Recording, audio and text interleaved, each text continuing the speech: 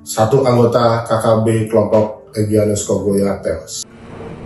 Tentara Pembebasan Nasional Papua Barat Organisasi Papua Merdeka atau TPNPB OPM membenarkan lahan ganja milik Egyanus Kogoya di Provinsi Papua Pegunungan. Juru bicara TPNPB OPM Sebi Sambo mengatakan kelompoknya tidak melarang pasukan TPNPB memiliki ladang ganja.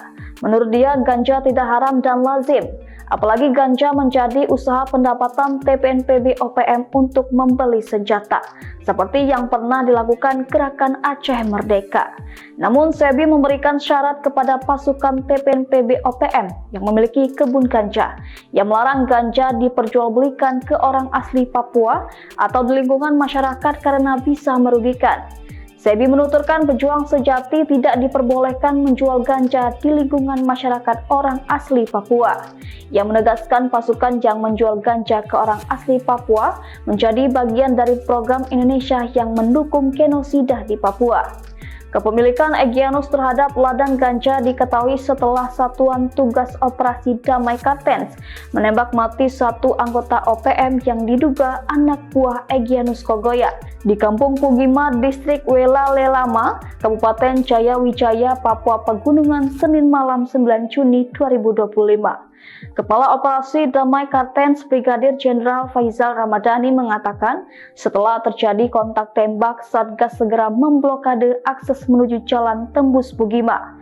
Sekitar pukul 21:18 waktu Indonesia Tengah, kembali terjadi kontak senjata antara tim Satgas Gakum 2 yang dipimpin Ajun Komisaris Polisi Budi Basra dengan sekitar 7 anggota KKB di wilayah Kampung Maima, Distrik Asotipo. Jasad tersebut dievakuasi ke RSUD Wamena untuk diidentifikasi. Diduga kuat jenazah anggota KKB tersebut merupakan anak buah Egyanus Kogoya. Barang bukti yang disita dari lokasi antara lain yaitu 1 unit handy-talkie, 1 unit ponsel Vivo Y17, dan 1 bungkus ganja kering seberat 2 ons. Anggota KKB tersebut juga diduga merupakan residivis kasus narkotika jenis ganja. Kasatgas Gakum Damai Kartens Komisaris Besar Gusti Gede Era Adinata mengatakan di ponsel yang diduga milik Egyanus tersebut ditemukan dokumentasi ladang ganja.